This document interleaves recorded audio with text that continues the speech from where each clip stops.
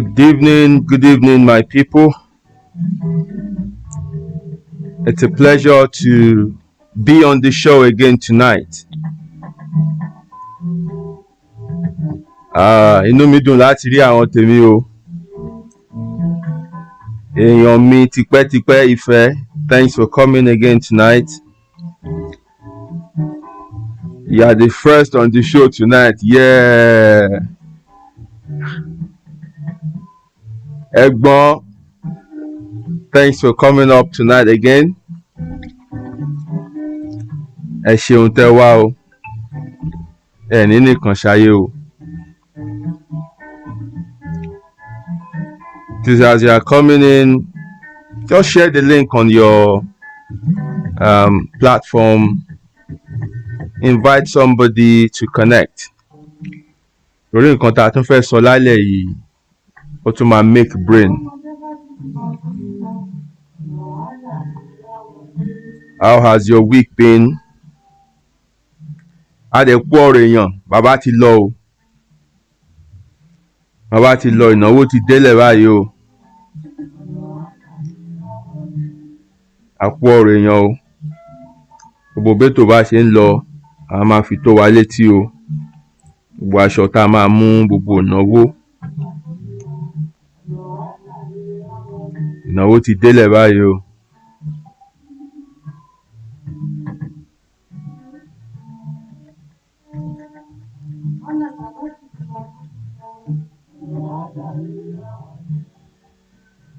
Let's wait for more people to connect and then we get on straight into the show. Fẹ́ máa gbára wa lásìkò, you know, and we have a bit to cover tonight. So the earlier we start, the better for us.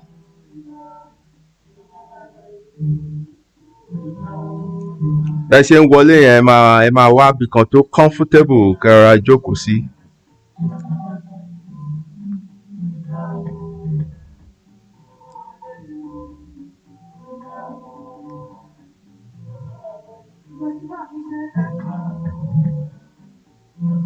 Our topic for tonight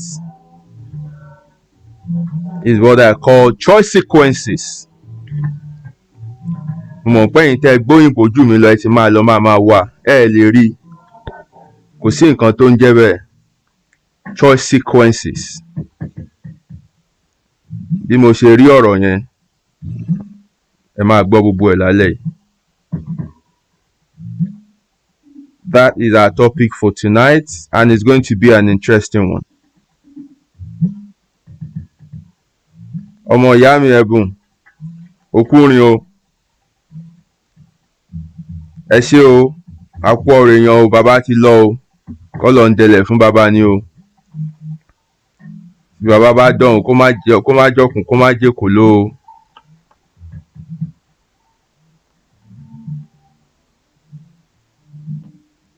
Gbogbo ètò bá ṣe ń lọ a máa fi tó yín létí.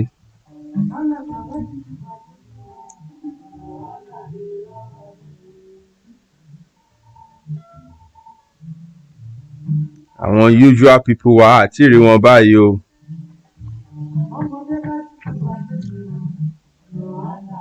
But we will get into the show. If anybody bá miss, wọ́n máa connect later. Because I want us to cover as much as we can before our time is up. A big shout out to Yettis Kitchen, the best Afro-British restaurant in the whole of Manchester. Ẹnu mi gbà, mo fọwọ́ sọ̀yà, mo sọ bẹ́ẹ̀. Kì í ṣe oúnjẹ inú nìkan ni wọ́n fi ń bọ́ wa o. Wọ́n tún ní ká máa jẹ oúnjẹ làákàyè náà. And that's why they are sponsoring this show. I want to say a massive thank you to them. Iléeṣẹ́ wọn á máa gbòòrò sí ní iléeṣẹ́ wọn ò ní jóná. To all my friends on this platform, if you're in Manchester or you live around there, order from them. You will not regret it. Oúnjẹ wọn kò ń ṣe oúnjẹ tẹ́ máa jẹ tán tẹ́ máa yàgbẹ́. The food is prepared under the most hygienic condition. Oúnjẹ tó dẹ̀ ṣara lóore ni. Kò ń ṣàwọn expired product náà fi ń dáná wọn. So visit them, Yettis Kitchen. Thank God we're getting to a point where, you know, normal life will resume. You can visit their restaurant and enjoy the ambience of the environment. Have a different experience, you know, and you will not regret it. All right, let's get straight to the commercial room and quickly run Yettis Kitchen, and then when we get back we will go straight into the topic. Mò ń bọ̀.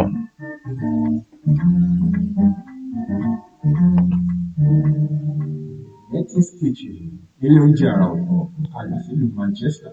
Chilled out Afro and English fusion bar with great food, music and meats. Ìṣirò oúnjẹ tẹ́ fẹ́ tẹ́ ò bá lọ́dọ̀ wọn. Serving the best fusion of African and English delicacies bíi jollof rice, ẹ̀wà àgànyìn, ẹ̀fọ́ rírò, jerk chicken, suya, ayamashi, goat pepper soup, bọ́gà lóríṣiríṣi àti àwọn ọtí ọlọ́kan òjọ̀kan. Bẹ́ẹ̀ bá ṣe fẹ́ sí ni, eating, takeaway or delivery gbogbo ẹ̀ ló bá wọn lára mu. Oríṣiríṣi ètò ìgbádùn ni wọ́n ti ṣe lọ́dọ̀ wọn bíi movie night, live jazz music, game night àti Lego play area for children to relax while you eat. Their opening times are Monday to Sunday, 1 p.m. to 9 p.m. Address wọn ni 299 Liverpool Road, Eccles, Manchester, M300QF. Telephone 0161 706 0062 tàbí 074 603 53448. Ẹ tún lè kàn sí wọn lórí email wọn ní food@yettiskitchen.com. For more information, visit their website www.yettiskitchen.com. Yettis Kitchen, the best Afro-British restaurant in Manchester. Yes, so Yettis Kitchen lẹ ti gbọ́ yẹn. Àwọn ni wọ́n ṣe alágbàtà àti alágbàtẹrù ètò yìí. Alright, we're going straight into the show now proper. Àwọn tó bá dẹ̀ ń dé lẹ́yìn ẹ̀ wọ́n á máa bá wa lẹ́nu ẹ̀.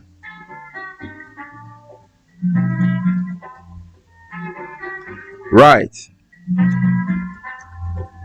Like I said, our topic for tonight is called choice sequences. Egbon said consequences of choices we make. Yes. Ejasi. Fún ẹ̀yin tẹ́ ti lọ wo tẹ́ ti lọ ń ṣe research pé kí ni nǹkan tó ń jẹ́ nǹkan tí bọ̀bọ̀ ìtún kọ yìí. Mo láyọ̀ láti sọ fún yín wípé there is no English word like choice sequences. I coined it by combining the words choice and consequence. Òun ni mo sọ di choice sequences. Like I mentioned in one of the past episodes of this show, this life is governed by principles. These principles, when violated or ignored, makes life hard to live. And when respected or obeyed, life is easy to live. So one of such principles is the principle of choice and consequence. Since I got the full grasp of this principle and I started to apply it to my own life, it has brought clarity and stability to my life. Mo fi gbogbo nǹkan tí mo ní mo fi sọ̀yà fún yín. So as we go into the discussion tonight, I want you to please listen with an open mind. Even if this is not your first time of hearing about it, just open your mind and listen to another dimension of it. You know, ẹ jẹ́ fún mi one moment, ẹ jẹ́ kí n mú mi. Ọ̀fun mi fẹ́ máa gbẹ.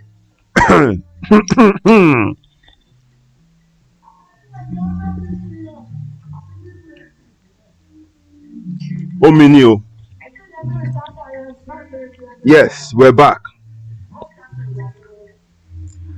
Okay, so let's start from the definitions. Definition of these two words: choice and consequence. Choice is defined as an act of making a decision when faced with two or more options. While consequence is the result you get after taking an action. Ẹ ṣé jàre. Olúwa mi ẹ̀rọ, ẹ ṣé o. Lee Ọmọńlá, Andrew Bello, Okiki One, you're welcome. Special recognition mo fún ẹ̀yàn tòró òjò ọmọ òun ṣọmọ bẹ́ẹ̀. Anyway, apologies. Back to the discussion.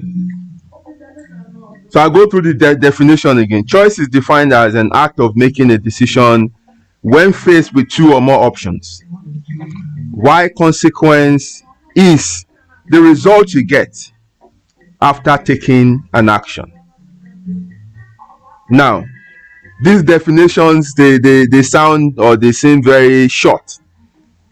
Don't be deceived though, because these two words are way deeper than their short definitions when it comes to the applications to our lives. What deep wo? What deep? And you will see it as we get on in the show. We make choices every day, either by ourselves or the ones we allow others to make for us. And these choices shape our lives. Every choice or decision that we make comes with a consequence. And the consequences may be small or big, it may be good or bad. The life we live today, it as a result of the consequences of our choices. The aggregate of our lives today, they are the result of the consequences of our actions. So if you can pause now, if I just give you like maybe 5 seconds, to just have a reflection, decision that you have made into 10 years, Jadi, and how this series of choices and decisions have added up to where you are today. Ask yourself, would you have made some of those choices? Considering what you are going through now, would you have done things differently?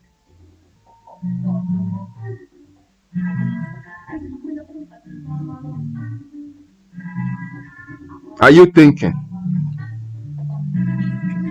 I just want you to gather your thought. I want every one of us to be on the same page tonight. I'm not a motivational speaker. I'm not a pastor. I'm not a preacher or whatever. I'm just here to speak fact. Reality ni mo ń bẹ fún yín lálẹ́ yìí.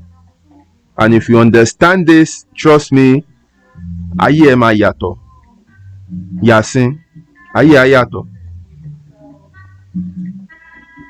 So sometimes or many times we've been faced with choices that are too hard to make. So kí la máa ń ṣe? Ká máa rò pa smart. We just decide to just let the matter be. A máa sá fún. We ignore the matter. Èèyàn mi, Sister BC, you're late o. Anyway, àti lọ jìnnà náà, you can still catch up. So there are times you've been faced with, choices that are hard. We will now choose to ignore. Smart. What you don't know is that by deciding not to choose is a choice. Your actions and inactions are choices. So if you have a situation at hand to deal with, Bello, ma take permission ebere niyen, share it fún sí gboro ayé, dá sí gboro, kò jẹ́ kó rìn jìnnà. And thank God you have a platform. You can reach as many people as possible. Ọmọ gboro ni ẹ́, o léèyàn. Dá síbẹ̀, let it benefit lives. gbogbo Miss Paris táwọn èèyàn mú kiri yẹn jẹ́ kó mọ̀ pé wọ́n nídìí ẹ̀, jẹ́ kó wá gbọ́ fact. ẹlòmíì tí ó ti gbàwẹ̀ títí ó ti gbẹ kò tiẹ̀ nídìí kó ya x-ray mọ́, tó bá kàn ti bọ́ṣọ wọ́n lè rí x-ray lára ẹ̀ gan. nǹkan kan lè ń get wrong. So this if you understand this tonight, trust me, your life will never remain the same. Never, ever remain the same. So your actions, your inactions, they are all choices. If you have a situation that you should do something about, and you decide to leave it because you think, it's tough, you've made a choice.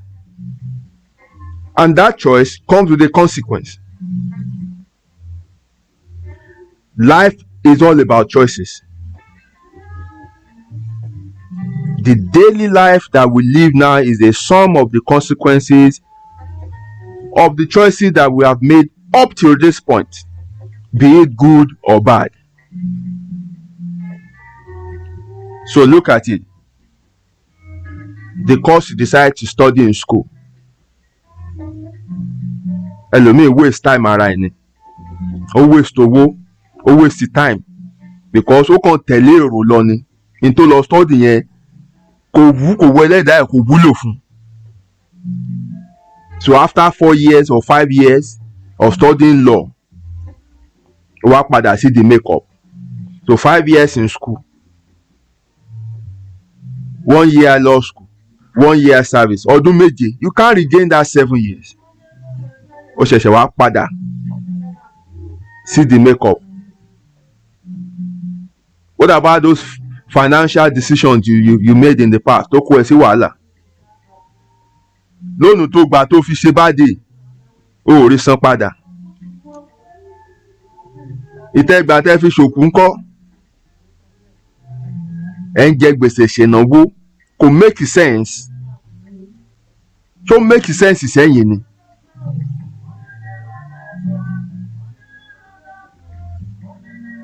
Ẹni tó yá lówó tó dẹ̀ mọ̀ pé ó dà pé ní kò fẹ́ wà trustworthy, but ó yá lówó, òrówó yẹn gbà padà. That was a decision. Kọ́ máa sọ pé wọ́n nìkan láàrin àwọn ọ̀rẹ́ ẹ̀ lò ní mọ́tò, ìwọ náà lọ larí mọ́ finance. Ọkọ̀ ló wá ń gùn ẹ́ nísìnyí, ò lè gun mọ́tò mọ́ torí kò sí ìsinmi fún ẹ láti sanwó. These are choices. Consequences of those bad choices olódi àìsàn sí ẹ lára. Ó ní ò jẹ́ kí owó oṣù máa dúró lọ́wọ́ ẹ because bó ṣe ń gbà gbogbo ẹ ti lọ tán. What about the job you are doing? It was a choice. You decided you want to go into that profession. Did you think about what it will cost you? Iṣẹ́ mi wà ó máa gbà láfíà ẹni. Iṣẹ́ mi wà á dalé ẹrú. Iṣẹ́ mi wà ó máa dàbí pé àwọn ọmọ wọn máa dàbí pé wọn ò lóbìí. Did you think these things through before deciding to go ahead? Where you live, it was a choice. You made that choice that I want to move to this area. Gbogbo nǹkan tójú ẹ bá ń rí bẹ́ẹ̀ is a choice. The consequences of that choice you made. What about relationships? Ẹni tó fẹ́ yẹn, either you allowed some people to make that choice for you or you made it yourself. Ìwọ ló ń face the consequence yẹn sìn. Wọ́n ti fẹ́ fi lílù bá tiẹ̀ jẹ́. It was your choice. And you saw the red flag nígbà tẹ́ ń date. Orí ń pò ní anger issue.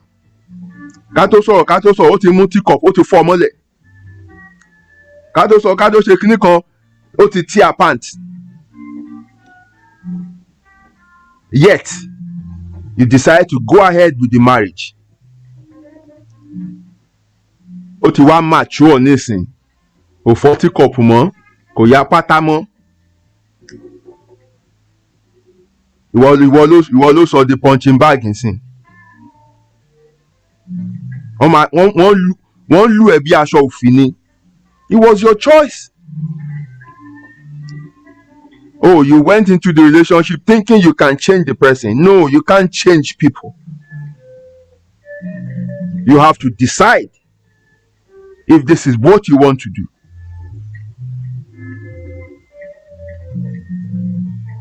And for those who decide not to get into marriage, it was a choice as well. All these things are valid choices, but they all come with consequences.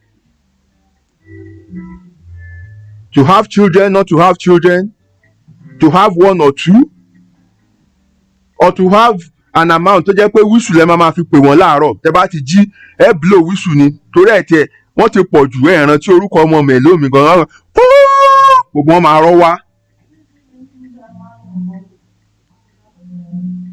Wọ́n lè pè yín sínáwó torí wọ́n mọ̀ pé tẹ́ bá ya délẹ̀ kan báyìí oúnjẹ ti tán. Tẹ́ bá fẹ́ jáde gan ẹ máa ń chata bọ́ọ̀sì ni. It's your choice. You made the choice. And all these things come with consequences. Kó tó bímọ ó yẹ kó mọ̀ pé responsibility lọ́mọ. Tó wáyé pé ẹyọkan lápá ẹ̀ka ẹyọkan lè yẹ kó bí. Ọlọ́run ló ń wọ ọmọ wèrè ìwọ náà wá ń bímọ jọ ṣé ìwọ jọ ọmọ wèrè Ọlọ́run ló mọ ewúrẹ́ ṣé ìwọ jọ ọmọ tiẹ̀ jẹ́ ewúrẹ́. Àyìn tọ́mọ máa jẹ lọ́rùn ó máa mú wá. Àwọn mẹ́tẹ̀ẹ̀ta tèmi bíi mo wà ń bẹ̀ o. Nígbà tó dẹ̀ ń bọ̀ kankan ò gbé pampers dání o. Pàtó ń bọ̀ wọ́n gbé food tó máa jẹ dání o. Wọ́n dá wá ni. So wà láti jẹ́ kó rí wá pé ká mọ nǹkan tá à ń ṣe. What about your association? The friends you decide to keep? You chose them yourself. I bind you. Ẹ̀mí tó ń sọ̀rọ̀ nínú ẹ yẹn. Kí ẹ̀mí yẹn panu mọ́ báyìí. Kí ẹ̀mí yẹn panu mọ́ baby girl lóde wo. Kí ẹ̀mí yẹn dákẹ́ ẹ̀mí bẹ́sẹ̀ búbù ni kó panu mọ́ báyìí. Kára tù ẹ́.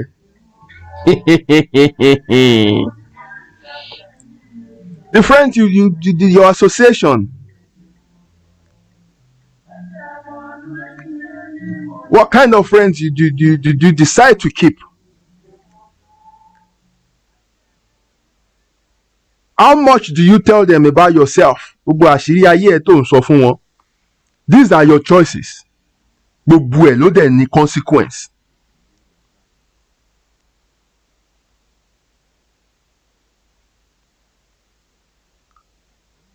Bẹ́ẹ̀ni ẹ̀gbọ́n, as you make your bed so you lie on it. Bẹ́ẹ̀ni, having children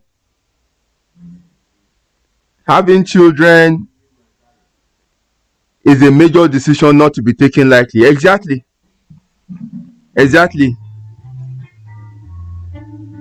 Bẹ́ẹ̀ni, you know. Ẹ̀bùn nǹkan tí ò dáa ni wọ́n máa ń support ti ẹ̀ spirit ìran dandan wo nìyẹn. Ẹ̀mí kẹ́mi ló ń yọ ẹ̀ méjèèjì lẹ́nu. Ẹ̀ bá ẹ̀mí yẹn wí báyìí. Jáde nínú ayé yín kó fi ayé yín sílẹ̀ kára ó tù yín. Ó ṣe bẹ́ẹ̀ orí bẹ́ẹ̀. Kò yí padà ṣe ọ̀run gùn. Ẹ wò ó jàre. What about your faith? Kí ló gbàgbọ́? Kí ló decide láti gbàgbọ́? Because people will kò síbẹ̀ ṣe bá ẹlòmíì sọ nǹkan tó. People will choose to believe what they want to believe. That's why I don't bother myself changing people's mind. Tí n bá ti sọ tèmi mo sọ mo move on nìyẹn. Ó kù sí ẹ lọ́wọ́.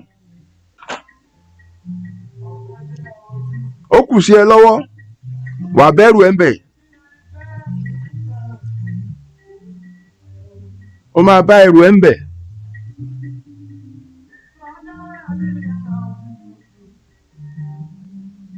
Do you also know that choices that you make affect others?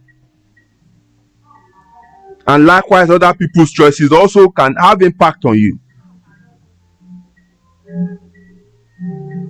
The choices we make don't just affect us alone, they affect others as well. So tó bá ń bá ẹ sọ tó ń sọ wípé kán fi ẹlẹ bó fẹ́ wù ẹ ṣayé ẹ mọ̀ pé ó máa kà wọ́n kan. Tó bá dẹ̀ rí ẹ̀wọ̀n kan tó yí ẹ ká náà tó ń gbé ayé rádaràda tó ń hùwà òṣì, ọmọ tètè bẹ̀rẹ̀ sí kákú o. Kó wò bí ìwà tó hù yẹn bó ṣe máa affect ẹ, kó tètè mọ̀ bó ṣe máa position ara ẹ. Yorùbá ní bí ara ilé ẹni bá ń jẹ kòkòrò burúkú tó bá sọ fún kùnrùn náà ẹ níjọ sùn lálẹ́ ni. Tó bá ti rẹ́ni tó súnmọ́ ẹ kan tó ń hùwà wèrè tó ń ṣe rádaràda kiri kan, tètè bẹ̀rẹ̀ sí kakú bó ṣe máa react kó má bàa fi tiẹ̀ kó fi bàrìn àjò ayé ẹ̀ jẹ́. Because sometimes some people are in a mess today not because of their own choices but the choices of others, and they didn't react well to it. Ló ṣe di wàhálà táwọn gan tó ń partake nínú lónìí. Now at this point let me mention this, and this is critical.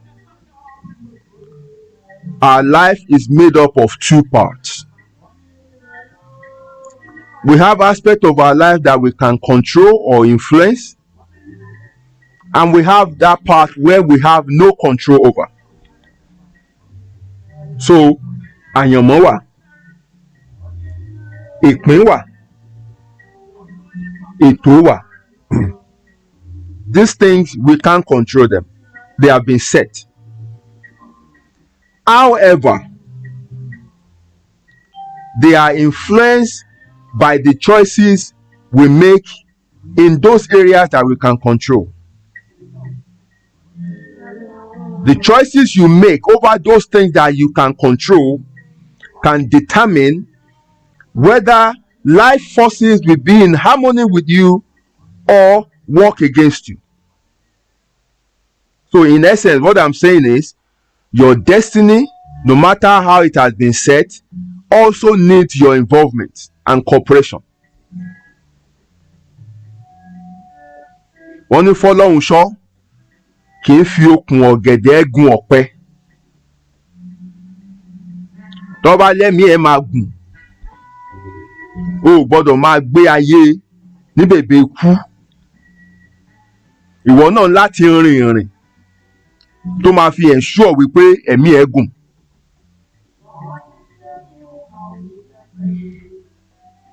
Another thing I want us to understand is these unforeseen situations and setbacks that we encounter from time to time are opportunities in disguise, provided we choose to respond to them well. Oftentimes, tí wàhálà bá ti dé báyìí, a kàn máa dàrú ni, we don't settle down to understand what is this situation telling us. Every unpleasant situation, chaos, every situation we face, tá a mọ̀ wípé àwa kọ́ la fà á, is telling us something. When we react to it well, tá a bá farabalẹ̀, tá a understand nǹkan tó ń pàkíyèsí wa sí, it will lead us in the direction that we should be going. Life is 10% of what happens to us and 90% of how we react to it. So when you are faced with situations that are beyond your control, things that are outside what you can influence, I tell people, don't worry yourself on those things, because you can't do nothing about them anyway. Kàn farabalẹ̀. In that situation, calm down. Flow along. When you find yourself in a turbulence and you are trying to struggle with the current of the water, you are likely to sink. What you need to do is just allow yourself to float and let the water waves carry you wherever it wants to go. Oftentimes you find yourself on a safe shore.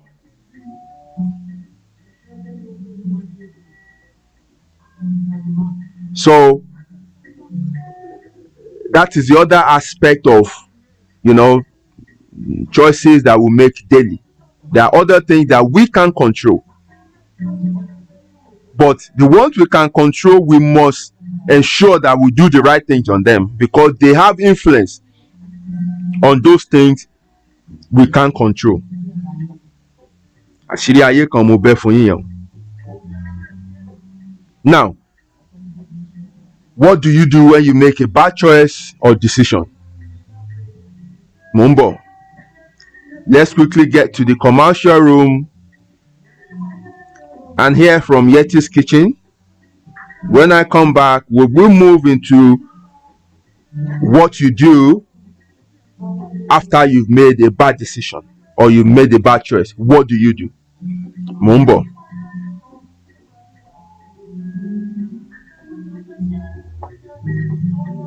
Yettis Kitchen, ilé oúnjẹ àrà ọ̀tọ̀ kalẹ̀ sílùú Manchester.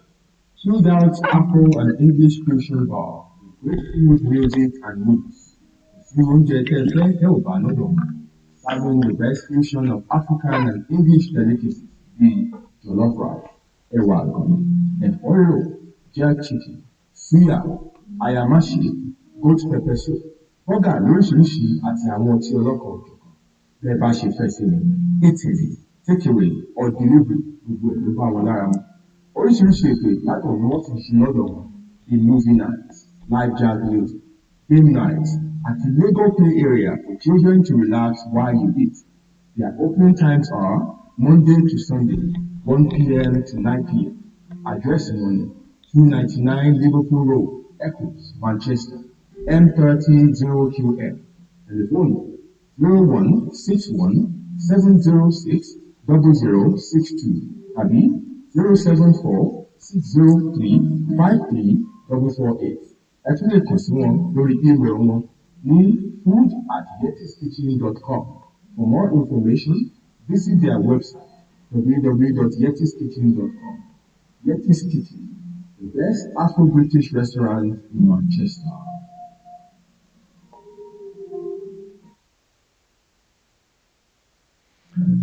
Thank you for staying with me on this show.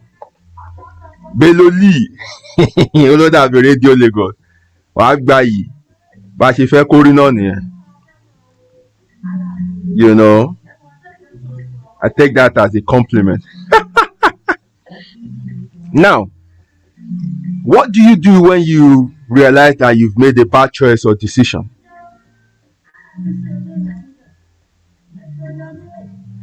First, you need to know. How do you know it's a bad choice or bad decision? Yes, the consequence will tell you. Tó bá ti rí pé nǹkan ò jọ, nǹkan ti di mess. O ti rí pé nǹkan ò lọ bó ṣe yẹ kó lọ. O ti rí pé yes, nǹkan kan ti wọ́ nìyẹn. Now, if you've made a bad choice, the first thing you need to do is to take responsibility. Take responsibility. Stop looking for who to blame it on. Just admit wípé Rose mo ti fumble. And guess what? It's normal. Èèyàn ni wá. We're prone to errors. So it's normal that we make bad choices and make bad decisions and stuff like that. Until normal, only kó refuse láti take responsibility. Until hide.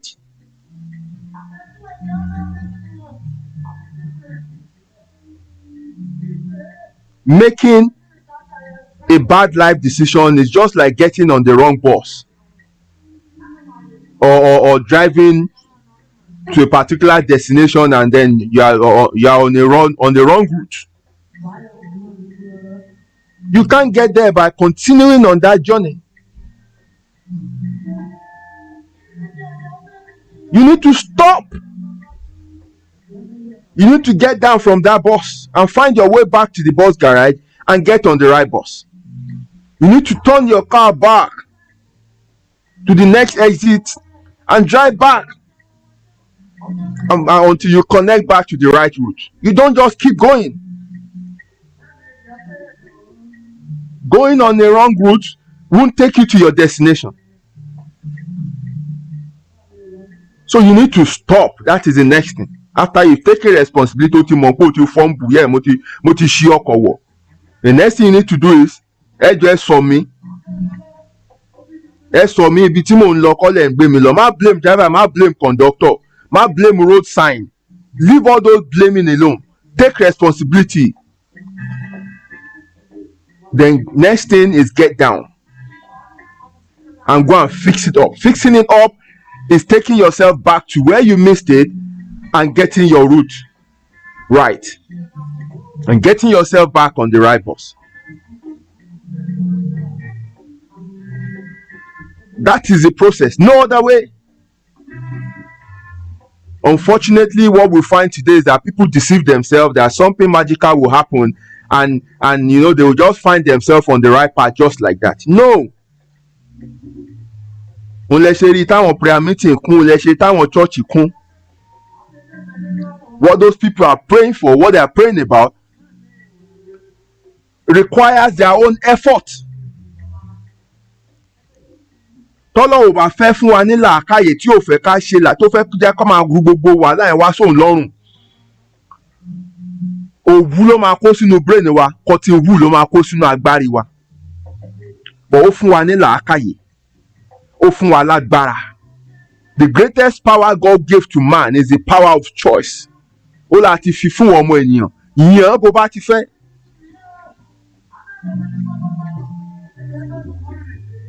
That power is dangerous. Tó bá ṣì lò.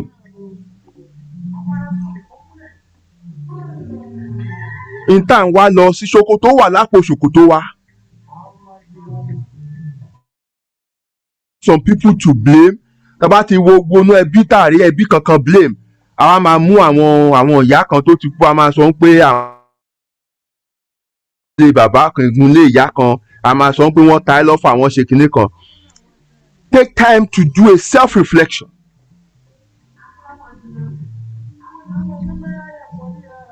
Understand what you've done.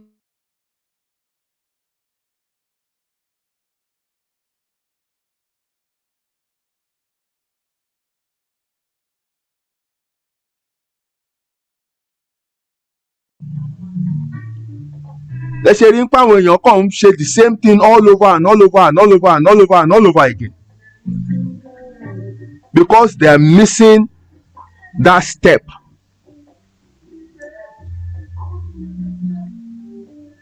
They are missing that step.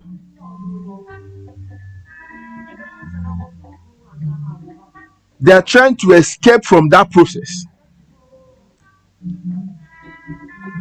If you do that, wà pẹ́ nínú ogun. Wàláì, wà pẹ́ nínú ogun.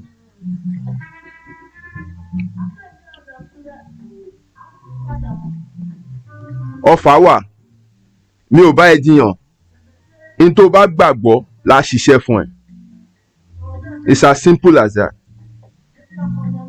Tó bá gbàgbọ́ pé àwọn kan ló jókòó síbì kan tán kó bó àná àròjọ tí wọ́n ṣà ń ta ọfà lójoojúmọ́. Good luck to you. Tó bá dẹ̀ jókòó tó critically rí ayé ẹ wò torí pé àwọn ìrìn kan ló gbé, àwọn ìrìn kan ló rìn, àwọn ọ̀nà kan ló gbà, àwọn nǹkan kan ló ṣe tó fi result síbi tó result sí, wàá tètè bọ́.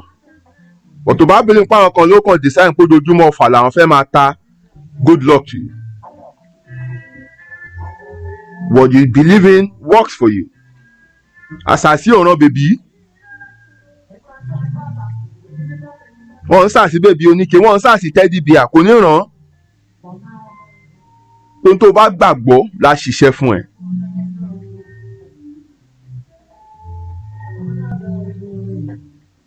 So it is important to always make right decisions in life because consequences of our actions are what drives our lives in a certain direction. gbogbo bá a ṣe rìn débi tá a rìn dé lónìí, àwọn decisions tá a take, consequences of those decisions òun la rí lè nìyẹn. So the next question now is, how do you make good choices or decisions? Number one, you must have a clear purpose. You must know what you want. You must know where you are going. You must know what you want to achieve.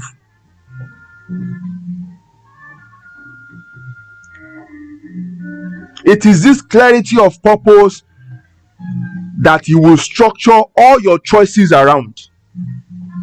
Tó bá ti ní clarity nǹkan tó fẹ́, tó mọ ibi tó ń lọ, tó mọ nǹkan tó fẹ́ ṣe, tó mọ tó fẹ́ fún life ẹ. So gbogbo nǹkan tó bá ń fẹ́, circumstance tó bá ń fẹ́, tó ní láti make decisions lé lórí, everything you will structure it around your purpose. Ìyẹn ló máa jẹ́ kó máa mọ èwo ló bá mu, èwo ni ò bá mu, èwo ló bá mu, èwo ni ò bá mu.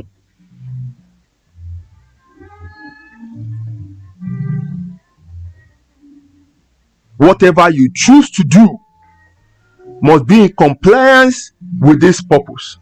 So you need clarity of purpose. Òun láti mọ nǹkan tó fẹ́ fúnra ẹ̀.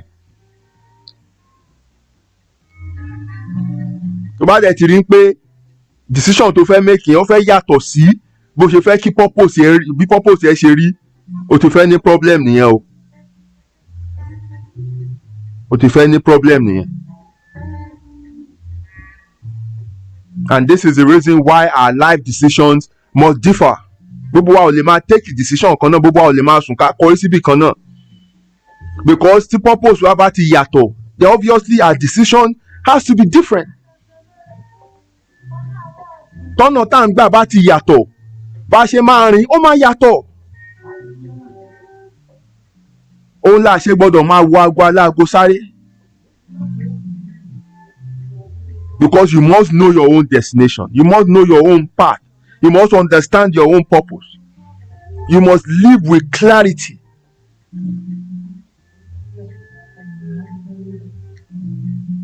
You must bring your life to a point of intentionality. You don't just do things. You live intentionally.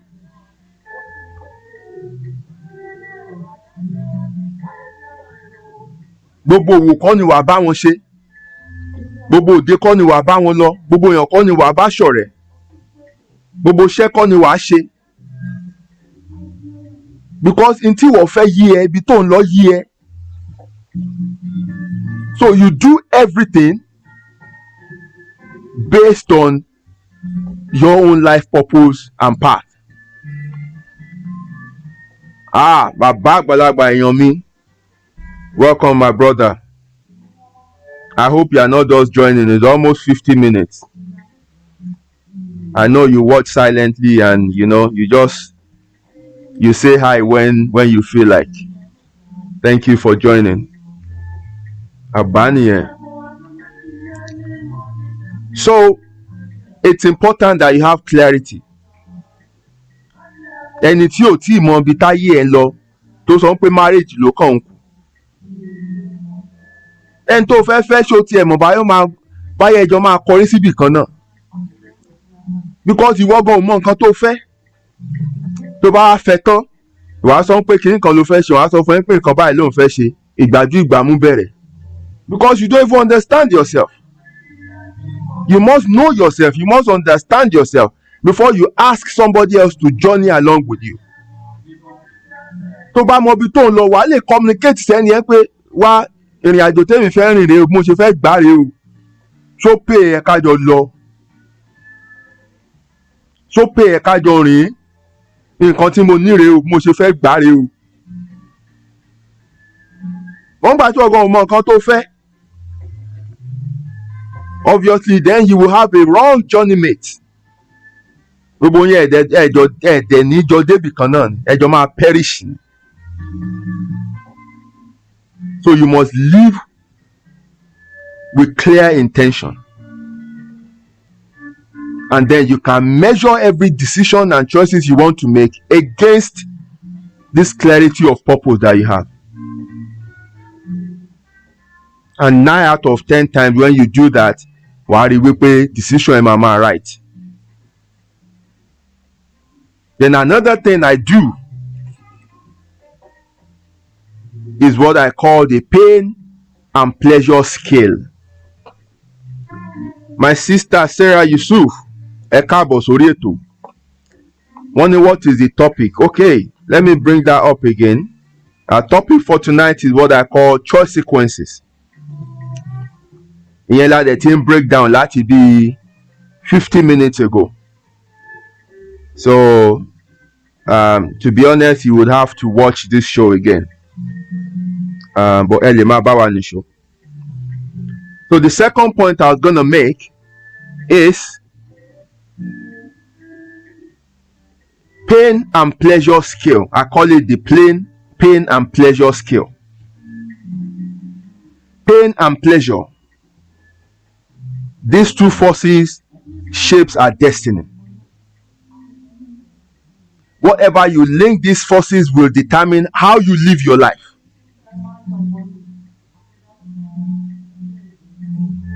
Gbogbo nǹkan tá à ń ṣe nílé ayé yìí, orí nǹkan méjì yẹn ló jókòó lé lórí.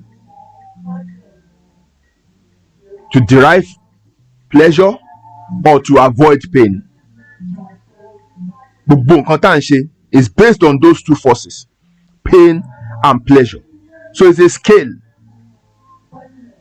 Men are not ruled by the knowledge of what they know, but by their feelings. If this is not a case, let's take for example a medical doctor who is in a position to advise people to live a healthy life, yet òun fa sìgá despite knowing the adverse effect.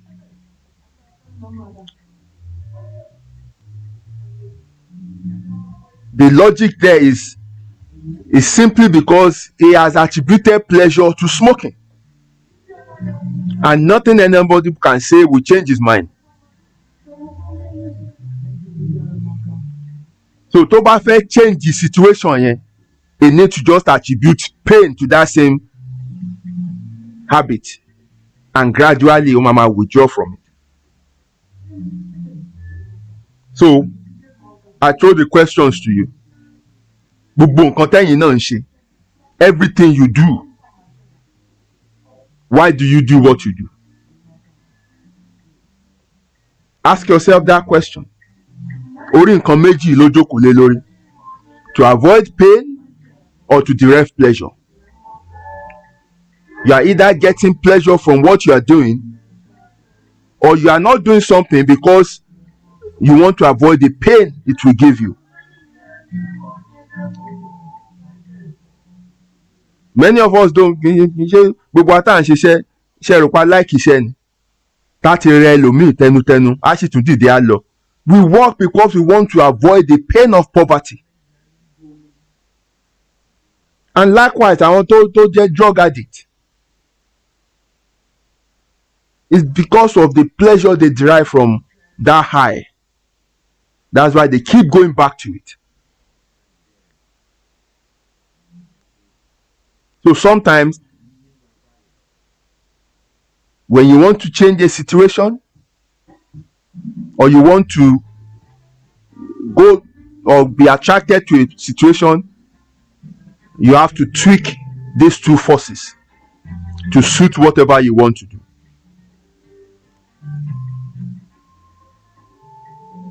And for those who have, maybe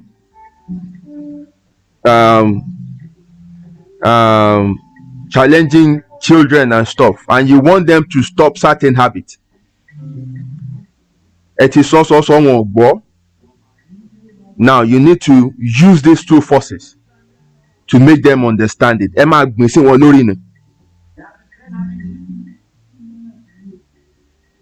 So for example, ṣe báyẹ̀ ti lọ́mọ kan tẹ́ ti pé àwọn ti ń rìn pẹ̀lú àwọn tó jẹ́ pé wọ́n ń ṣá Colorado.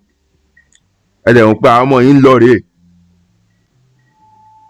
So tó bá di time holiday tẹ́ máa fi gba kí ni wọ́n ń pe kíní ní Paris lọ Wonderland kan ní Paris tẹ́ tún máa lọ náwó kan ní holiday yẹn ẹ mú lọ rehab,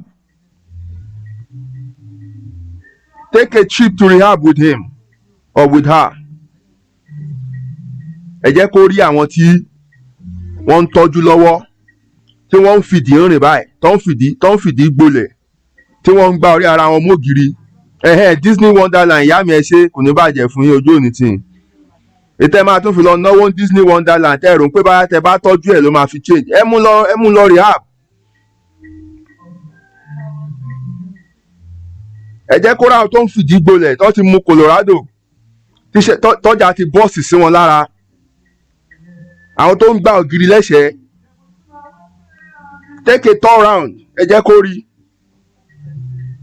ẹ dẹ̀ sọ fún this is the effect of drugs ibi tó ń parí ẹ̀ sí rèé wàhálà ẹ̀ ní láti ṣe much you have built pain around that particular thing for him or her. You can't stop the child mixing with other kids, and you can't influence what other kids will introduce to the child, but you can build the child against in terms of introduces it tó lè affect it negatively. So tó bá ti na kíní yẹn sí torí àwọn ọmọ onígbó wọn máa ń pass around ni puff and pass tó bá ti ṣe tó nà sí tó bá ti nà sí báyìí agbọ̀n rí ni pé nah I'm alright ló máa sọ fún wọn because nǹkan kan ti wà ní ọpọlọ ẹ̀ tó wò pé tóun bá fa kínní lẹ́ẹ̀kan torí òun bá lọ knock pù báyìí òun náà máa fìdí wọ́ kiri ayé ni o. That is how you can use these two forces.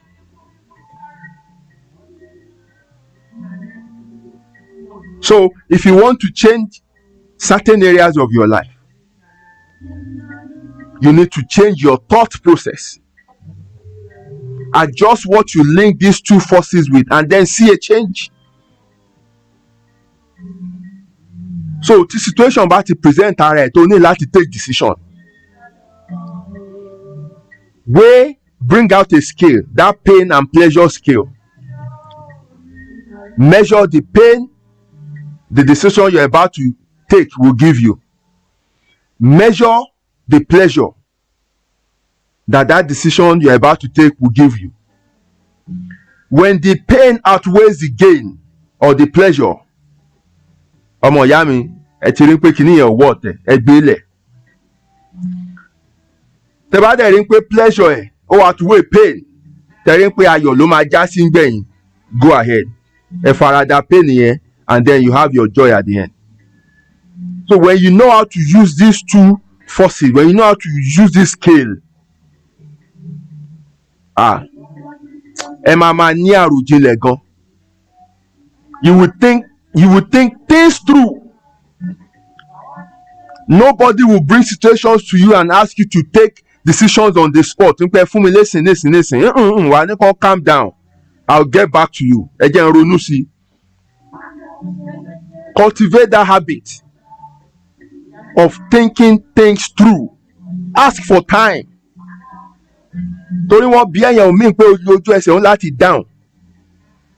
That they're expecting a particular answer from you does not mean you have to give that answer. If you're not sure of what to do or what to say at that moment, ask for time. It doesn't make you a dullard. It's better to be slow and get it right than be quick and get it wrong. I see so many people today, they're just running so fast to nowhere. Lọ́kàn sá. Ó yẹ ká máa láròjinlẹ̀. Take your time. Look at that matter. Look at the pain, look at the pleasure.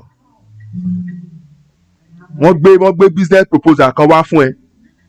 Don't just focus on what they say you will gain as a profit. wọ́n tó bá ti san 350,000 kan ó máa fi gba 1.5 million. Ìwọ náà sáré o sáré pé wọ́n ní India pé ṣé wọ́n lẹ́ni tó nídìí kidney o fẹ́ ta kidney kan o fẹ́ ta kidney kan o sáré nídìí owó o fẹ́ ta kidney kan o. Tó o bá ṣọ́ra kó wo gbogbo kinní yẹn délẹ̀ tán wàá lose kidney wàá lose owó wàá tún do ní kidney kan owó á tún sọnù. So kò sí bọ́n ṣe gbé wá fún ẹ bẹ́ẹ̀ ni wọ́n ṣe dòdò anything tó jù sí ẹ calm down. Máa rántí pé nǹkan tó wà lẹ́yìn ẹ̀fà ó gbèdé lọ. Think things through. Wo gbogbo aspect matter yẹn má kàn go from one perspective alone. Ròdà kejì ẹ̀ náà. Always, when you think the other side, it doesn't mean you are negative. No, it doesn't mean you are negative. You have to prepare yourself for eventualities. You have to prepare yourself for things to go wrong. Tibitirela dali aye, that's another principle. Ibi and ire, they are constant. Andrew Bello attitude and be motivational speaker ló máa bá ayé àwọn ẹlòmíì jẹ́. Àyífà ó ti bá ayé wọn jẹ́ gan already. Ó ti pa ẹlòmíì sápàsáyé. We've said it here, reality ó yàtọ̀ sí motivational speaking. I make 25 million every year. I make 150,000 every week. I join my seminar. Tó bá make yẹn ṣé wàá tún wá sọ fún mi ni? Ó ní sọ fún mi náà. Tó bá make ẹ̀ ṣé wàá wá sọ àṣírí ayé ẹ̀ fún mi ni? Ẹni tó ń tàwé fún yín lórí traffic 1,000 steps to become a millionaire. Tí ìwé yẹn bá work ni ṣá máa tà lórí traffic ni. Ẹ ronú náà. Gbogbo prayer meeting, gbogbo ìsọjí, gbogbo kìíní tẹ̀ ń lọ yẹn, you are just wasting your time. Because àwọn yẹn gan dá gbogbo kìíní ẹ̀ka ẹ̀ tí wọ́n fẹ́ cash out ni. Bó ṣe mu Miss Paris ló mu omi tọ́gbọ́ láti Jerusalem ni wọ́n kàn ọ̀rọ̀ kan sí ẹ láwùjẹ. Gbogbo ẹ̀ náà wọ́n dẹ̀ fi ń gba nǹkan lọ lára ẹ̀. Gbogbo ṣe ń sanwó ló ń waste time. Meanwhile ìwọ gan ló yẹ kó jókòó kó wò ó pé báwo ló ṣe bá ẹ situation ìgbà àwọn ògbésẹ̀ olóògbé tó wrong kó correct ẹ̀ kó má bàa pẹ́ nínú ogun.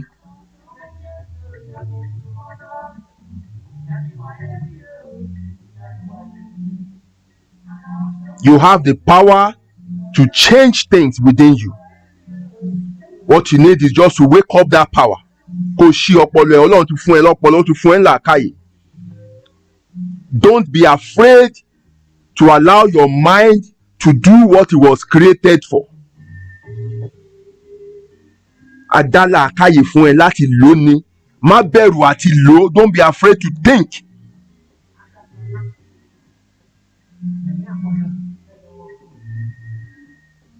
And the third thing I want to add is seek wise counsel. Àmọ́ nǹkan tán.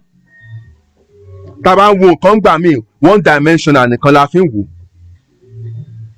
Àfọ̀gbọ́n ọlọ́gbọ́n ṣọgbọ́n ni kò ń jẹ́ ká pe èèyàn ní wèrè. Seek counsel, and not just any counsel, wise counsel. Wá àwọn èèyàn tó lè fọ̀rọ̀ lọ. Ẹ wo èmi àti ìyàwó mi a ti wà fúnra wa ni o, for better for us ni o, so èmi àti ẹ̀ náà lájọ máa ń da gbogbo nǹkan àti méjèèjì ẹjọ́ máa kó sínú kòtò ni. If you need to make financial decision, find experts. Àwọn tó mọ ti fún tẹ̀dọ̀ finance, àwọn tó mọ gbogbo shortcut, gbogbo àṣírí tó wà ń bẹ̀, lọ bá wọn. Má kàn máa fi ṣe local thinking all the time. Èmi àti madam nìkan ni o, tó bá ti sùn tó bá ti lálàá, àlá tó bá ti láì máa ń ṣe ni. Òun náà ni ayé ń ṣe ń dojúrú all the time. Lẹ́ṣẹ̀ wà lójú kan, lẹ́ṣẹ̀ ń sanwó nù. If you lack knowledge in certain area, step outside and find people who know and who are competent in that area. Let them advise you. Come for any sound counsel. Ìyàtọ̀ tó wà láàrin àwọn olówó àtàwà sálẹ̀ nìyẹn.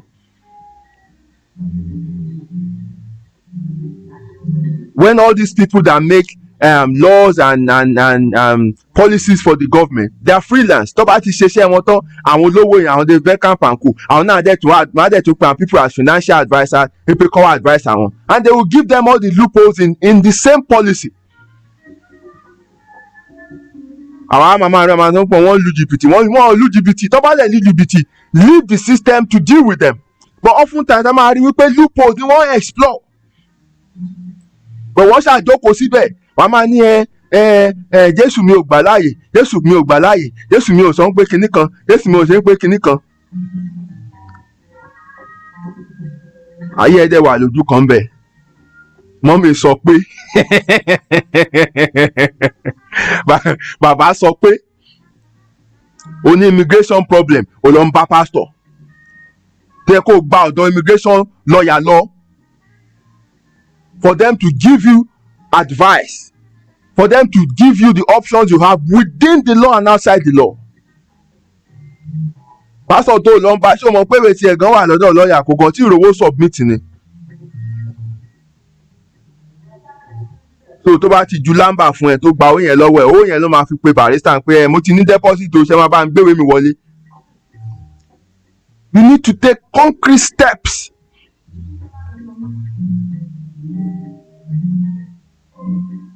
You need to find solutions to where solution lies.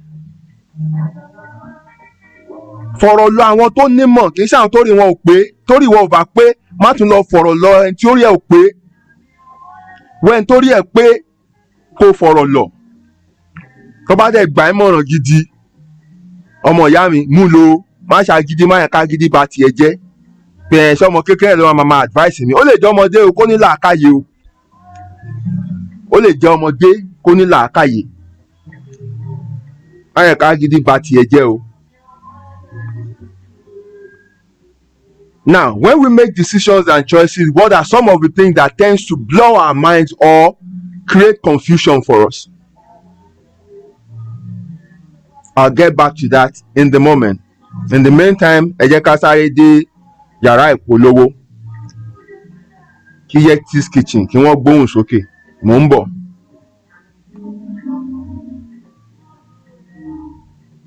Yettis kitchen, ilé oúnjẹ àrà ọ̀tọ̀ kalẹ̀ sílùú Manchester. Chilled out Afro and English fusion bar with great food, music, and news. Serving the best fusion of African and English delicacies, be jollof rice, ewa agbon, ẹ̀fọ́ rírò, jerk chicken, suya, ayamashi, goat pepper soup, bọ́gà lóríṣiríṣi àti àwọn ọtí ọlọ́kan òjọ̀kan. Bẹ́ẹ̀ bá ṣe fẹ́ sí lọ, eating, takeaway or delivery gbogbo ẹ̀ ló bá wọn lára mu.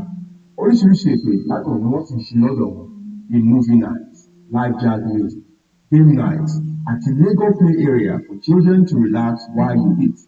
Their opening times are Monday to Sunday, 1 p.m. to 9 p.m. Address wọn 299 Liverpool Road, Eccles, Manchester, M300QX. Telephone 0161 706 0062 àbí 074-603-53448. Ẹ tún lè kàn sí wọn lórí email wọn ní food@yettiskitchen.com.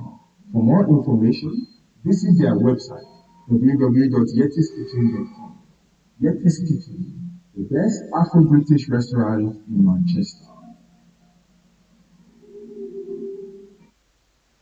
Thank you for staying on the show.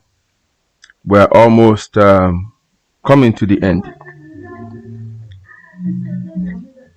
Thank you for those lovely comments. Mo ń rí wọn o. Ẹ ṣé gan o. Ẹ mórí mi wú o. Mo rẹ́rìn ìgbà kékeré mi.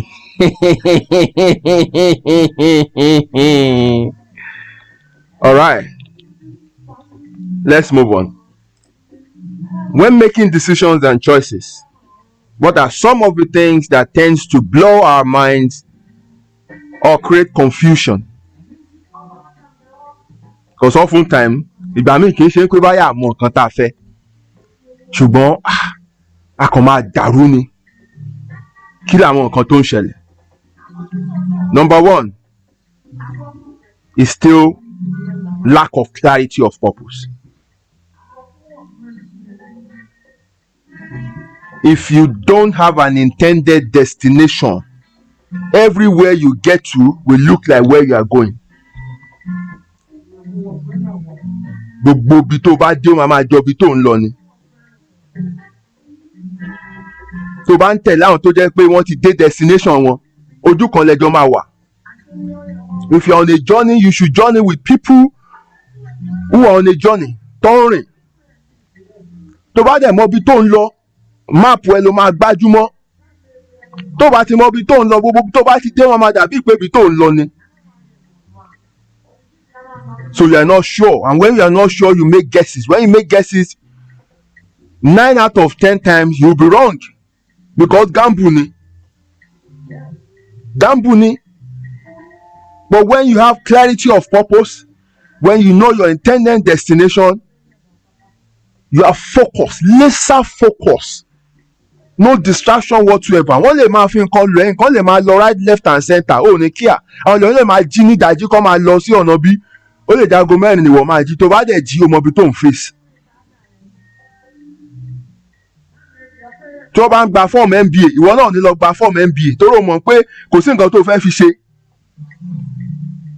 Ó lè jẹ́ pé training kan ni wọ́n kàn máa lọ jókòó tó kàn máa lọ wàá kàn kọ́ nǹkan kan specific under 2 weeks. Ìmọ̀ tó dẹ̀ mọ́ under 2 weeks yẹn ètò fún máa fi pa ó ju àwọn tó lọ ṣe MBA ọdún kan lọ. Iye tó dẹ̀ tún ná fún kọ́ọ̀sì yẹn kò tún tó nǹkan táwọn ná. So you need to ask yourself, so fẹ́ fi certificate yẹn tó lé ni ṣé bragging right ló ń wá ni ṣé kọ́ máa sọ pé wọ́n nìkan lò ní masters ni ìwọ náà ṣe é ṣe. Ask yourself, what do you need it for? Wọ́n tó pọ̀ mọ nǹkan tó fẹ́ wọ́n pẹ́ láàrin àwọn ọ̀rẹ́ mi kọ́ máa sọ pé nìkan mi ní masters ṣò jẹ́ kí èmi náà lọ ṣe masters. So for what? Tó bá lò ní òní náà nìyẹn.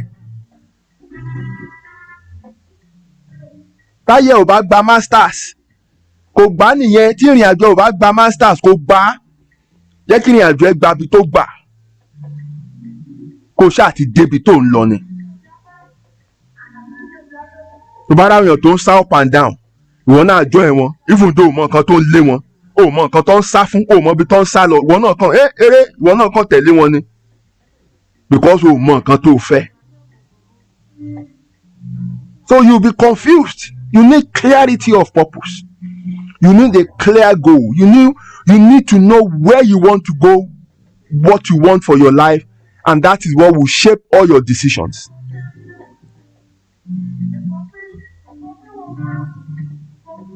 Gbogbo ẹ̀yin tẹ́ máa ń jẹ́ káwọn èèyàn decide life fún yín bí ntí ìyá mi bá ti sọ ni o abiyamọ gbọ̀já gbọ̀rọ̀gbọ̀rọ̀ kiri kankan. No, ìyá ẹ̀ ti lo ayé tiwọn, bàbá ẹ̀ ti lo ayé tiwọn, ayé tiẹ̀ ló ń lò. Má jẹ́ kán lo ayé tiwọn mọ́ tiẹ̀ mọ́ ti tiwọn. Ó gba ọ̀dọ̀ wọn kọjá ni. You have your own path. You should crave your own path. You should create your own path. You should carve your own path. You should walk your own walk. Unfortunately, many of us they want that lọ́nà rú. Let me put it that way, because right from Latin grow up, they choose profession for all of us. Profession bíi mẹ́rin or márùn lọ́mọ lè ṣe. Accounting, medicine, law, engineering, ìkarùn ni disgrace your family. Wàá mú kan nu márùn. 20 destiny ẹ̀ ò gba accounting, wọ́n ṣàrùn orí ẹ̀ náà mọ́. At the end of the day, kò ní mú nǹkan kan bọ̀ ń bẹ̀. Kò ní mú nǹkan kan bọ̀ ń bẹ̀. So because they want to brag among their friends, wọ́n gba bí nǹkan o. Bí wà ní Ifẹ̀ ó ń study law. Bragging right ló fẹ́ fayé ẹ̀ ṣe. Bragging right ló fẹ́ fayé ẹ̀ ṣe. kọ́ gbé frame ẹ̀ náà sílé kán fi tolé pé gbogbo ọmọ mi ló graduate but ìwọ gan ìrìn àjò ẹ̀ ò gbabẹ̀ yẹn àìmọye ọmọ ló ti dà lọ́pọlọ rú because ìṣẹ̀dá wọn ò gbé nǹkan tí wọ́n dìlé wọn lórí pressure ọmọ mi ti yí lórí because some parents are trying to fulfil their own failures in the life of the children in táwọn ò rí achieve yẹn wọ́n wá fẹ́ kọ́ mọ́ achieve ẹ̀ wọ́n wá rí orí wọn mọ́. This is a true life story but tó funny. Ìgbà yẹn tí máa ń gbé àbúrò mi lọ sí school ní Federal Government College Ògbómọ̀ṣọ́. There is this ọmọ mọ́mì náà tí mo máa ń gbé ọkùnrin ni. Mọ́mì wa sọ fún mi jọ́ kan pé kí n jọ kí n bá àwọn bọ́mọ ẹ̀ sọ̀rọ̀ pé ó máa ń pa àwọn lẹ́kùn. Kí ló ṣe ọmọ tó sì wà ní secondary school ọmọ tí ò tí ì mọ̀ kankan. Wọ́n tà wá ti fi pé kí ló fẹ́ ṣe ń pa àwọn iṣẹ́ tó máa tètè kú yẹn ló máa ń dárúkọ bíi astronaut bíi pilot pé kò tiẹ̀ sọ àwọn iṣẹ́ tó jẹ́ pé ẹ̀mí ẹ̀ fi lè gùn fáwọn iṣẹ́ tó kàn lè lọ kó má dé mọ́ yẹn ló máa ń fẹ́ mú. You know, so irú ìyá yẹn sì ti wà lọ́mọ yẹn lọ́rùn just for that reason. You know?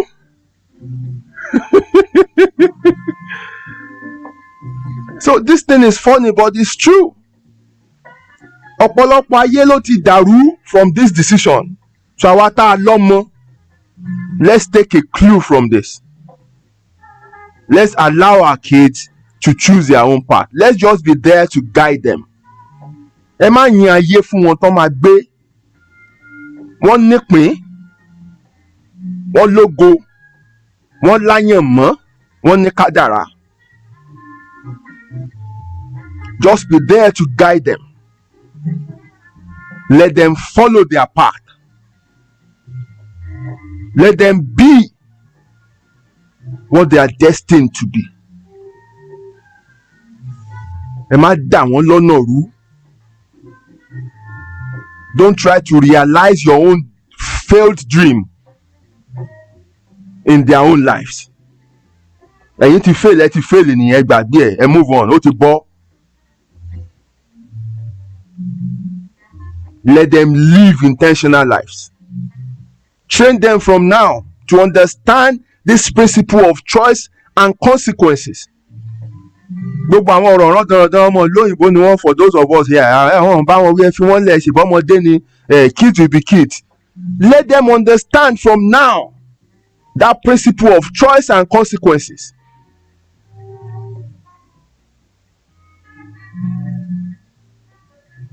Kì í ṣòfin tẹ́nibọ́dì dá kì í ṣòfin tó fi ń punish èèyàn òfin ayé ni. That's why when you don't behave well at work they sack you. Choice and consequence. Tó bá jẹjẹ kújẹ ó máa affect your health yẹ. Choice and consequence. Tó bá mú nǹkan ní nǹkan you end up in jail. Choice and consequence. Let them understand boundaries. Tó bá bà nǹkan jẹ́ nílé explain to them nǹkan tí wọ́n ṣe àti consequence nǹkan tí wọ́n ṣe. Wọ́n kàn bà nǹkan jẹ́ ẹ̀kan tó fọwọ́ ra wọn lórí pé ọmọdé ni wọ́n máa bà nǹkan jẹ́ náà ni wọ́n máa bàjẹ́ lọ́nà ni tó máa fi dáràn sí yín lọ́rùn tó máa fi lọ bà nǹkan jẹ́ nílé onílé tó máa fi bà nǹkan jẹ́ níta tó dẹ̀ máa ní kẹ́ sanwó ẹ̀ because ẹ̀yin lẹ ní.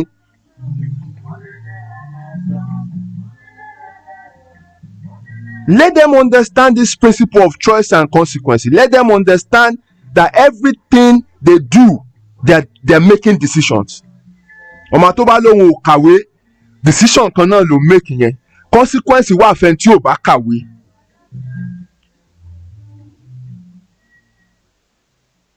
So let them understand this thing early and their life will be sorted. Some of these things we discovered this thing late. So catch up lọ́pọ̀lọpọ̀ wá ń ṣe. Dànìdànì wọ́n dẹ̀ ní kí ìbáni lágbàlagbà kékeré ló ti ń báni lọ. Some of those things are even hard for us to adjust to because ara wa ti le. Ẹja gbígbẹ́ ò kì í ṣe ẹja gbígbẹ́ ò ṣe ká tútù ló ń ká ẹja. So the earlier our kids understand this kind of talk, the better for them. Ẹ máa bá wọn sọ̀rọ̀. Another thing that confuses us or that blurs our minds in making right decision is past experiences and hurts. You must let go of the past. All you need to take with you from the past is the lessons, not the bad hurt, not the bad experience, not the hurt. Let go of that. Just take along with you the lesson. It is this lesson that will sharpen your mind to take better decisions in the future. Taking the hurt with you will just hold you back and you keep making mistakes. Wọ́n ní tọkọ̀ bá gbá ọkọ̀ náà ló máa gbé lọ sí hospital. The only thing you need to do is to understand why tọkọ̀ gbá ẹ̀. Ṣé òwò right, òwò left, òwò dáadáa ni. Understand that. Next time kó tó fònà wọ̀tún wòsì wò wájú wò ẹ̀yìn. Rántí pé ní kẹ̀kẹ́ lè máa bọ̀.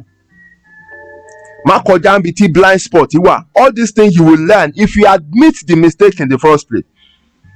But when you just get up and say mo kórìíra mọ́tò, ayé ẹ ti bẹ̀rẹ̀ sí dàrú nìyẹn.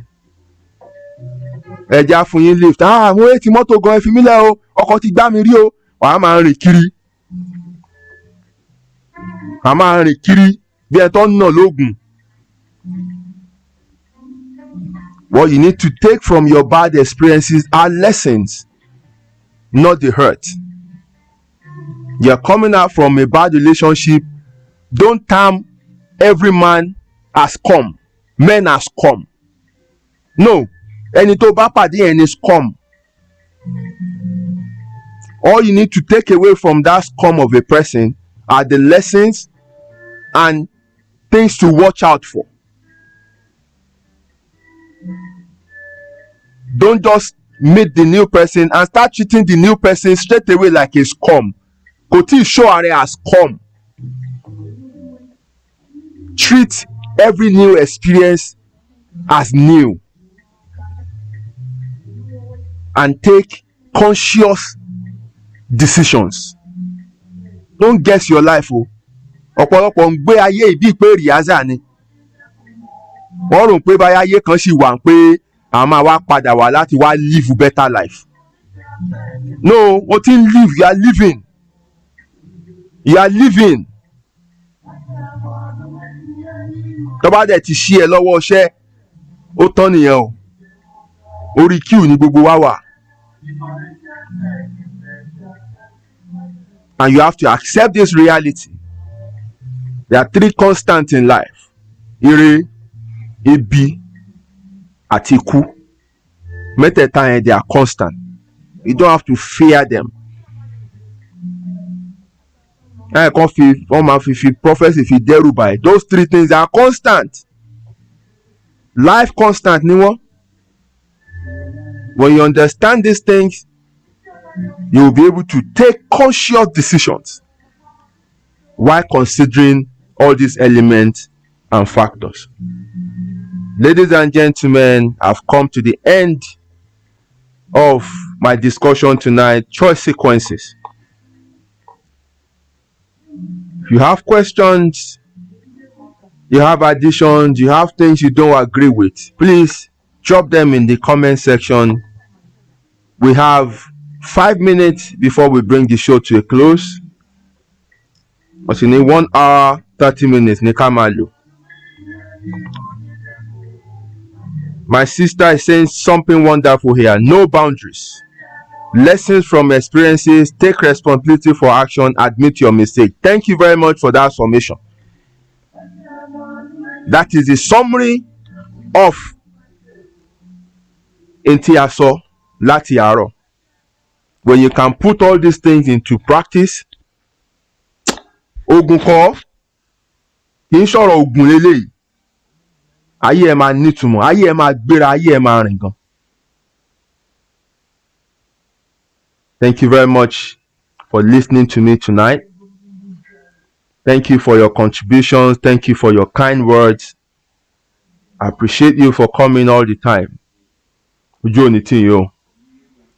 I still have my eye on that comment section if you have anything else to add. Gẹ́gẹ́ bí ìṣe wa, if you have topic you want us to discuss, please drop them in the comment section. I'll keep an eye on it. If you have anything for us to discuss, drop it there. Let's quickly get to the commercial room and then we'll come back and say a proper goodbye.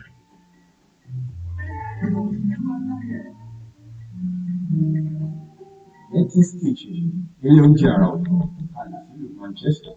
Chilled out Afro and English fusion bar with great food, music, and moves. Ìṣirò oúnjẹ tẹ́ fẹ́ tẹ́ ò bá lọ́dọ̀ wọn. Serving the best fusion of African and English delicacies bíi jollof rice, ẹ̀wà àgànà, ẹ̀fọ́ rírò, jerk chicken, suya, ayamashi, goat pepper soup, bọ́gà lóríṣiríṣi àti àwọn ọtí ọlọ́kan òjọ̀kan. Bẹ́ẹ̀ bá ṣe fẹ́ sí i, eating, takeaway or delivery gbogbo ẹ̀ ló bá wọn lára mu. Oríṣiríṣi ètò ìgbádùn ni wọ́n sì ń ṣe lọ́dọ̀ wọn bíi movie night, live jazz music, game night, àti Lego play area for children to relax while you eat. Their opening times are Monday to Sunday, 1 p.m. to 9 p.m. Address wọn ni 299 Liverpool Road, Eccles, Manchester, M300QM. Telephone 0161 706 0062 tàbí 074 603 53448. Ẹ tún lè kàn sí wọn lórí email wọn ní food@yettiskitchen.com. For more information, visit their website www.yettiskitchen.com. Yettis Kitchen, the best Afro-British restaurant in Manchester.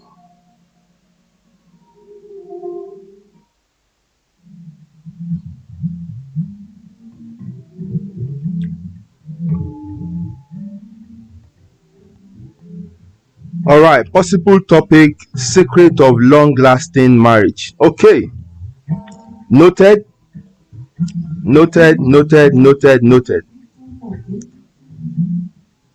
My sister here is saying, really educating. It's never too late to retrace our steps when we make bad. No, it's never late. Once you realize that you've made bad decision, just stop. Don't continue. Stop and fix it.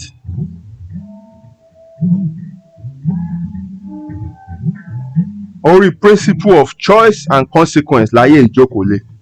Once you understand this, forget it. Ayé á rọrùn.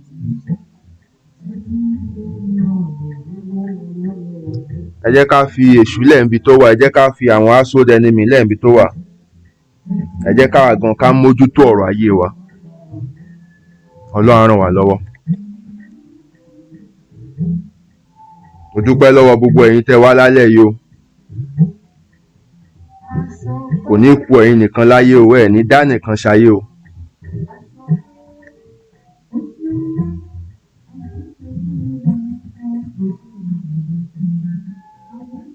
Ìgúnnugún kì í kú ní rèwerèwe. Gbogbo yín ò ní ṣánkú o. Ẹ̀ ní bá wọn nájà wàràwàrà. Ṣẹ̀gi kì í tẹ́ láwùjọ ìlẹ̀kẹ̀, ẹ máa gbayì ní níbi gbogbo. Àkọ́mọ́ nílé ẹyẹ, àlàkún lọ̀nà èèrà. Gbogbo nǹkan ní yín á máa lé sí ni o. Níre lẹ́ máa ní o.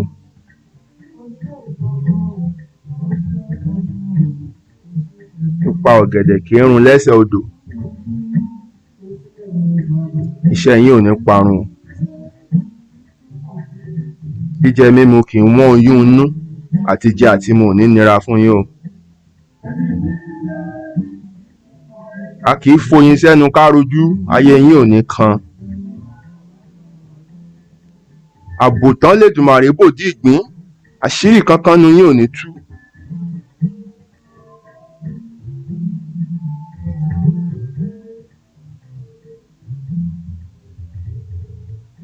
ìran ẹrọ̀fọ̀ kì í rógun ìgbóná o, ilé ò ní gbóná mọ́ yín o, bẹ̀dẹ̀ ní rọ kókò lágbàlá, ara á tù yín. ìrọ̀nà kì í yálé alákàn mú mi o, ibi ò ní ya ọ̀dẹ̀dẹ̀ yín. Títí tá a tún fi pàdé lọ́sẹ̀ tó ń bọ̀, ire ayọ̀ àti àlàáfíà kó máa jẹ́ tiyín o. Thank you and God bless you.